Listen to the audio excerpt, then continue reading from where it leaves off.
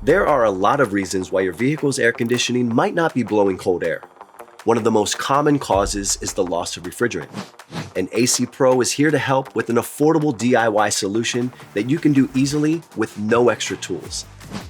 In this video, we will go through the process step by step of recharging your vehicle's air conditioning. First things first, you'll need to identify the type of refrigerant your vehicle uses. You can do this by looking for the sticker under the hood, in your owner's manual, or by visiting acprocold.com. From there, you'll need the correct refrigerant, a way to read the vehicle's pressure, and a dispensing mechanism. When you buy a recharge kit from AC Pro, you get all three of these items: a dual-purpose gauge with hose and dispenser, plus the refrigerant, usually including a stop leak and/or seal swell agent included in the formula itself. Once you have everything you need, park the car in the shade and open the doors. My car fits comfortably in my garage, so I'm going to do the recharge here. We always recommend protective eyewear and work gloves. Now, open the hood and locate the low-pressure service port. It will be located between the compressor and the evaporator on the larger of the two metal AC lines. Remove the dust cap and set it aside for later use. Trouble finding the port? You can visit our website and use the port locator tool. Next, start the car. Then turn on the air conditioning. Adjust the temperature to its coldest setting and activate the fan's recirculation mode. Now it's time to check the AC system pressure and diagnose whether a recharge is needed. Attach the quick connect coupler to the low side pressure port by pushing it on. You will hear it click to know it's fully attached. Looking at the gauge face, read the pressure when the AC compressor is engaged.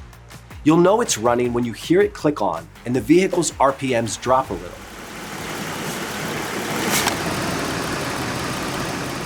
The needle on the gauge face is pointing to the low section, so we know the system is low on refrigerant.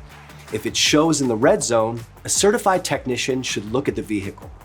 Now that we know we need to do a recharge, disconnect the coupler from the low side port. Remove the white or red disc from the can.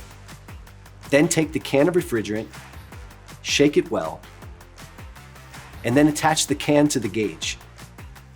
Remember that R-134a cans and gauges attach by spinning clockwise, and R-1234yf attaches by spinning counterclockwise. Now we're ready to recharge the AC. Making sure to hold the can upright at the 12 o'clock position, reattach the quick connect coupler to the low side port.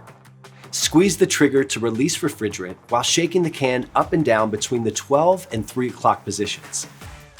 After 10 to 15 seconds, release the trigger to check the pressure. You may need to repeat this process a few times, stopping to check how much refrigerant is in the system and if it is yet filled. Once the gauge is in the green filled zone, disconnect the coupler from the low side port.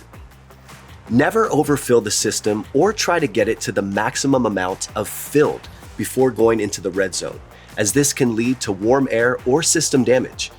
Confirm the system is now blowing cold air by checking the air from the vents. Replace the dust cap, close the hood, and the process is complete. More questions? Head to acprocold.com for additional information on everything it takes to keep your car's AC blowing cold.